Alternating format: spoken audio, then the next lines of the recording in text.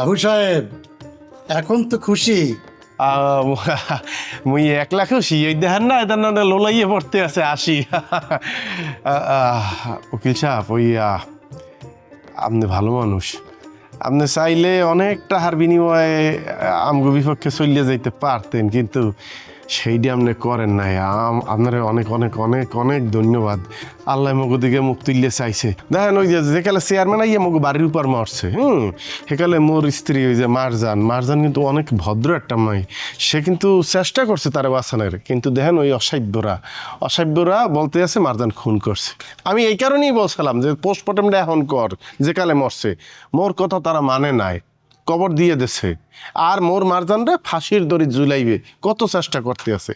আজগো আল্লাহ মুখ তুললে চাইছে, আদালত তো রায় দিয়ে দিয়েছে যে লাশ উঠাইতে হইবে, পোস্টমর্টম হইবে।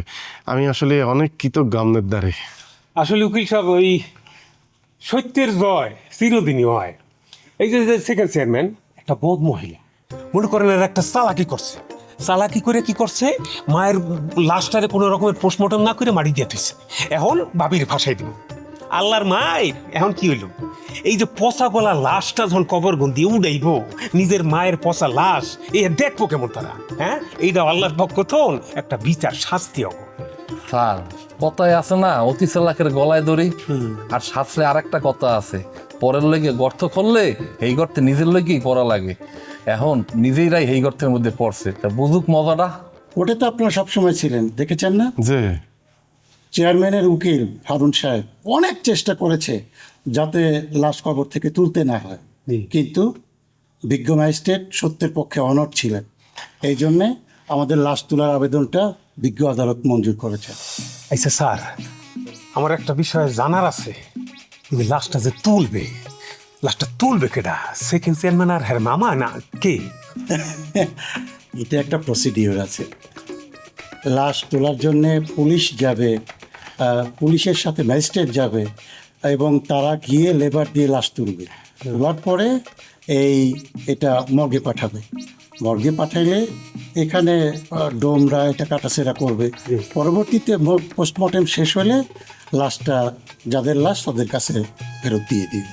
না, বলছিলাম কি যে লাশটা যদি নিজের হাতে তুলতো সেকেন্ড চেয়ারম্যান আর হ্যার মামা, তাহলে বুঝতো এই লাশ লইয়া হেরা রাজনীতি করছে, বুঝলেন? আচ্ছা স্যার, এই লাশটা উড়াইবে কবে? এইরকম একটা মানুষের লাশ মরার পর একদিন পর উড়াইবে, লাশটার অবস্থা কি হয়েছে, পচছে না গলছে, আমরা একটু গ্রামবাসী আনন্দ করতে করতে যাবো। এই মহিলা কি না কষ্ট দিয়েছে আমাকে এই গ্রামবাসী রে।